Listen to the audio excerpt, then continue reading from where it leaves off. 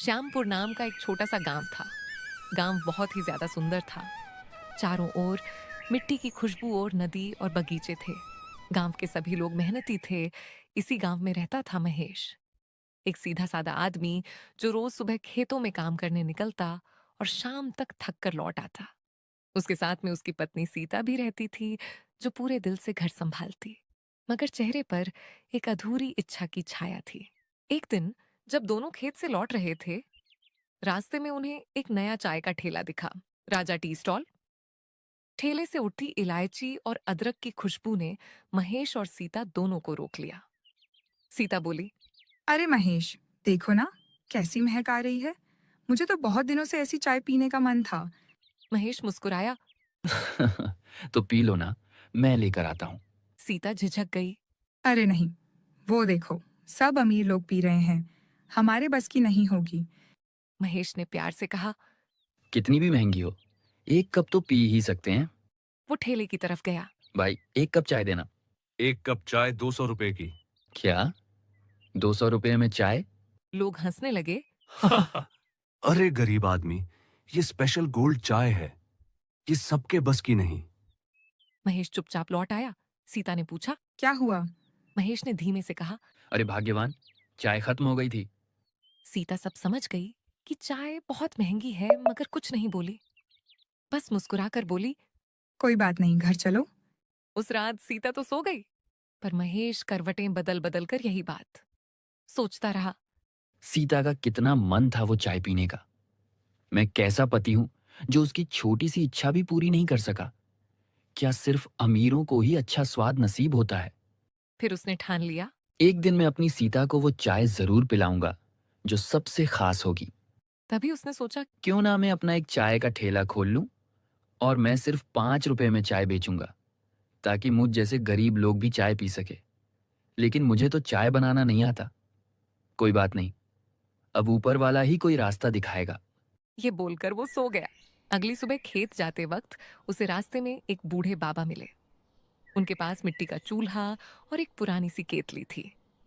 बाबा मुस्कुराकर बोले। बेटा, चाय पिएगा? गरीबों की चाय है। महेश हंसा। गरीबों की चाय कैसी होती है बाबा? बाबा बोले। पहले पी ले, फिर बता दूंगा। महेश ने एक घूंट लिया और उसकी आंखें चमक उठी। अरे बाबा, ये तो गजब की बनी है। इसमें क्या डाला है?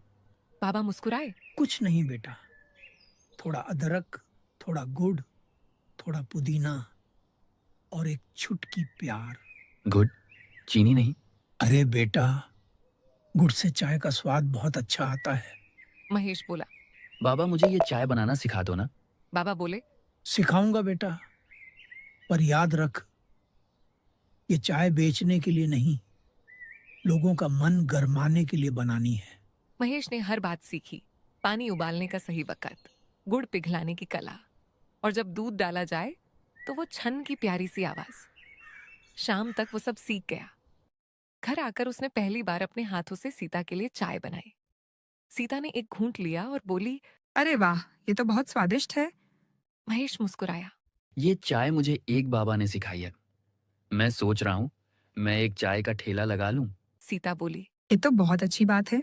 और मैं सिर्फ 5 रुपए में चाय बेचूंगा, ताकि गांव के सभी लोग हमारी चाय पी सके।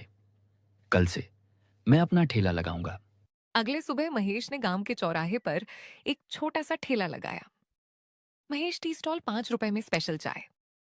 शुरुआत में लोग हंसे। अरे भाई, 5 रुपए में कौन सी चाय मिलेगी? कहीं बिना दूध वाली तो नहीं? हा हा हा। महेश मुस्कुराया। भाई, एक बार पी लो, फिर बताना कैसी लगी। दोनों ने चाय पी और बोले। अरे वाह, ऐसी चाय तो कभी नहीं पी। धीरे धीरे भीड़ बढ़ती गई। गांव के कोने कोने से लोग आने लगे। कुछ ही दिनों में महेश का ठेला पूरे गांव में मशहूर हो गया। उधर राजा टी स्टॉल खाली पड़ने लगा। एक दिन उसका मालिक खुद आया और बोला। महेश, तूने मेरा सारा धंधा चौपट कर दिया। अरे पागल आदमी 5 रुपए में चाय बेचता है, मुनाफा कैसे कमाएगा? महेश मुस्कुराया। भाई, मैं पैसे नहीं कमा रहा, दुआएं कमा रहा हूं। हर गरीब जब मुस्कुराता है, वही मेरी असली कमाई है। समय बीतता गया। अब महेश ने एक बड़ी चाय की दुकान खोल ली थी। लेकिन कीमत वही 5 रुपए। अब सभी गांव के लोग महेश की दुकान से चाय पीने लगे। महेश और सीता के दिन अब अच्छे बीतने लगे, पर उनके दिल पहले जैसे ही सादे और मीठे रहे। और तभी लोग कहते हैं, असली स्वाद पैसों से नहीं, दिल से बनता